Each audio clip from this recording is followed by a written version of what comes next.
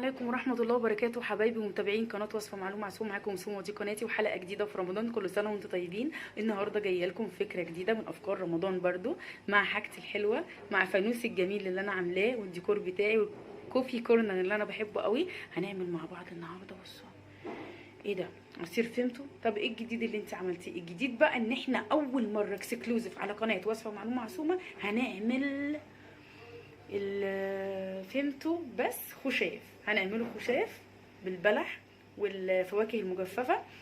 تابعوني بذكر الله وانزلوا اعملوا لايك وكملوا الفيديو للاخر، هيعجبكم جدا. وفكره جديده لتقديم العصاير في رمضان، حتى تبقى فكره جديده مختلفه لو جالك ضيف عندك. يلا بينا نشوف هنعمل بعصير الفيمتو ايه. وعايزه اقول لكم ان انا هعمل النهارده الخشاف، وهنعمل برده عصير بطريقه جديده جدا. المكونات جايه حالا، بس فضلا منكم هتترحموا على والدي، الله يرحمه ويغفر له ويسكنه في فسيح جناته ويرحم موتى المسلمين اجمعين. ويلا بينا بسرعه عشان وقت الفطار قرب.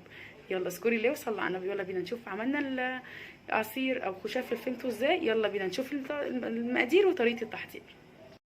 يلا بقى نقول بسم الله الرحمن الرحيم ونصلي على النبي كده اهو، ونشوف هنعمل العصير الفيمتو بتاعنا بطريقه او الخشاف بتاعت سومه بالفيمتو هيبقى عامل ازاي. ثانيه واحده. بص بقى، كل المقادير اللي معايا حاجات بسيطه قوي. انا هعمله بالفراوله. طبعا دي فراوله انا مفرزاها اهو زي ما انتم شايفين، طلعتها تفك شويه. هتعمليه ازاي؟ تابعوني بس واذكروا الله. انا معايا فراوله اي كميه زي ما انتم شايفين اهو.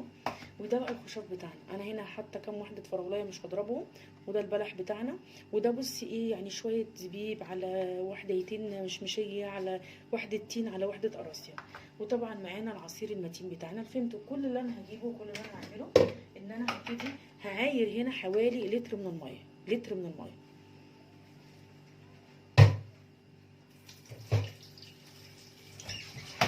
صلوا على النبي كده اهو. اختراعاتي كده، جربوها يا جماعه وقولوا لي ايه رايكم. يعني عايزه تجربوها وتقولوا لي ايه رايكم.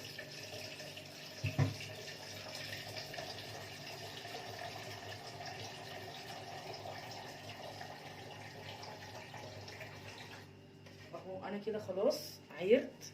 احنا دول هنسيبهم دلوقتي على جنب. اشيل كده اللي هم دول واسيبهم على جنب.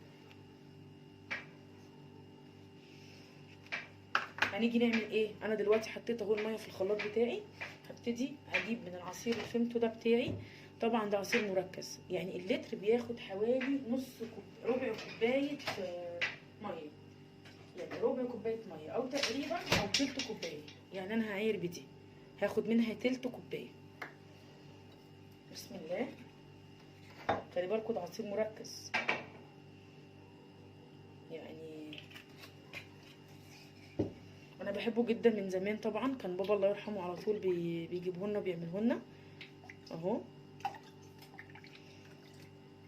اهو زي ما انتم شايفين كده. يبقى انا خدت على لتر الميه حوالي تلت كوبايه من عصير الفيمتو زي ما انتم شايفين كده. تمام اهو. خلاص بقى انا حطيت العصير بتاعي. هبتدي احط الفراوله بتاعتي اهو. احط الفراوله. جربوا يا جماعه، التست ده عالي جدا والله. يعني هنعمل ميكس رهيب. سوري واحده وقفت معلش اهو زي ما انتم شايفين كده. خلي بالكم انا شايله كام قطعه على جنب. انا مش هقدر احط اكتر من كده عشان الخلاط لما اضربه. وهروح اضربه وارجع لكم على طول. هتنزلوا تصلوا على النبي وتدعوا لي دعوه حلوه ولكم بالمثل. بصوا حبايبي، انا اهو ضربت الخليط بتاعي. بس انا عايزه اقول لكم ان انا مش هحط كله، هعمله خشاف عشان في عندنا جزء في البيت مش بيحبوا بالخشاف. فهشيل شويه عصير للي هيشرب وهنعمل الخشاف مع بعض. بصوا هنا حبايبي اهو. حطيت يعني في الدورق اللي انا هقدم فيه زي ما انتم شايفين. هبتدي بقى احط بقيه الحاجات بتاعتنا الخشاف بتاعنا اهو. بسم الله الرحمن الرحيم. ده هنا زي ما قلت لكم كده شويه فضلة خيركم كده حتتين مشمشيه على قمر الدين على اللهم صل على سيدنا النبي محمد. انا احط بايدي عشان ايدي نضيفه. مش عارفه احط المعلقه. على شويه زبيب على واحدتين قراصي. والله يا جماعه جربوا الميكس ده. وده طبعا البلح بتاعنا الحلو. طبعا ما ينفعش خشاف من غير بلح. انا عايزه اقول لكم ان انا جربته. يعني ده محدش عمله قبل كده. ده اكسكلوزيف على قناه وصفه ومعلومه معصومه يا جماعه. محدش عمل عصير الخشاف بتاع الفيمتو بالطريقه دي. يعني العبده لله ان شاء الله اول واحده تعمل عصير خشاف بالفيمتو زي ما انتم شايفين كده. انا حطيت كل المكونات بتاعتي، هبتدي احط بقيه العصير اهو وخلاص. زي ما انتم شايفين معانا العصير بقى جاهز معانا،